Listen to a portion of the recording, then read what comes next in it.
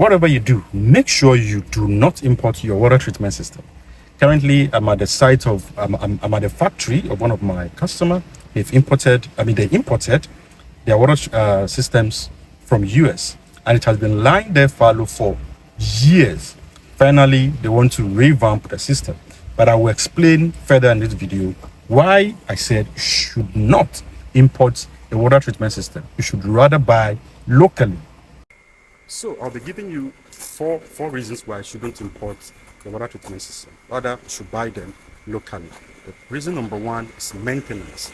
Okay, there is this is the system that my client imported, I think, years and years ago, right? The number one reason why this system is actually a bad thing and why it's revamping the system for him to get, a better maintenance thing, right? It's because most of the parts here are actually not accessible. Okay, starting from these actuated valves, right? These things are all not working, but now we can't get them to buy locally here in Ghana.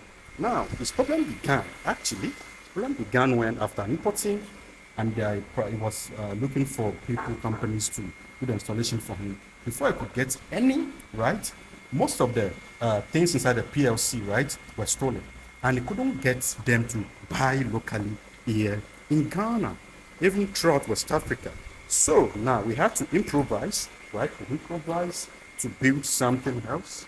Okay, here's the system that we built for him to be able to, power the system, to run the system now.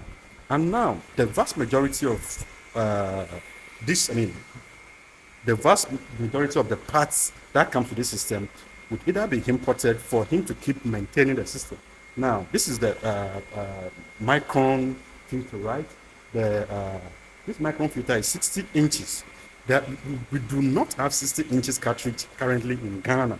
So if you know if this client actually knows that he wants to keep using the system, maintaining it, servicing it, changing his cartridges, we will either keep importing this 60-inch cartridge from either China or US for him to be able to keep running this system. Also, if you check this one here too, here is the UV. This is the UV system. This system at this size and range. Currently, the biggest UV we currently have in Ghana that I have seen is 55 watts per bulb.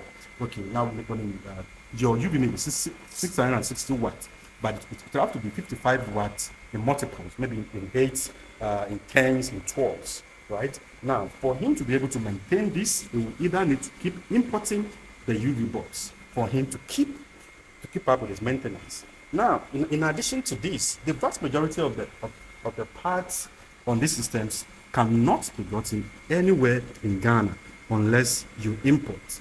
So, maintenance, if you know you're going to be able to maintain your systems, then you should consider buying locally instead of importing.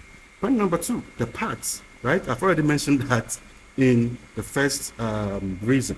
The parts, you can hardly get the parts locally. Most of these things you can't get them locally. Now we have to retrofit or even change the whole part for us to be able to keep maintaining these systems. Sometimes you hear Ghana Water tell you that they couldn't pump water because one of their pumps has broken down or is broken down, right? Now, most of these pumps you can't get them to buy locally unless you import them. Now, for example, see this high pressure pump, right? Even though this pressure pump, I'm sure this pump definitely would take you or even last you more than your lifetime, even more than 50, 60 years. But once this pump get broken down, it's electrical, it's machinery and something like that, it can break down. If any of these pumps breaks down, it's really tough. It will be tough and difficult to get them locally in Ghana to replace them. So it's either you wait to import another one, meaning if you are using the system for your production and things, everything would have to shut down till you import that pump, right?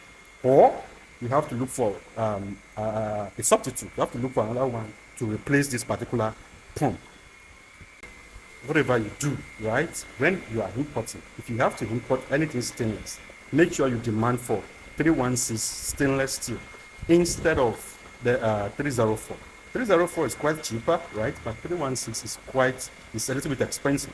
But 316 will hardly rust, right? This system has been here for years, right? But even though we've not really run the system before, but even though all the major parts are broken down, but you can still see the condition of the membrane housing. Membrane housing is really important. Make sure it has high pressure. It's not the same stainless steel 314 and 304. Make sure it's 316. And please, don't go for 40-40 membranes, right? Go for 80-40 membranes for one reason, right? If your water is very, very salty, we do not currently have C membrane for 40-40, right? But we have lots options, right? We have options and upon options for 80-40 membranes.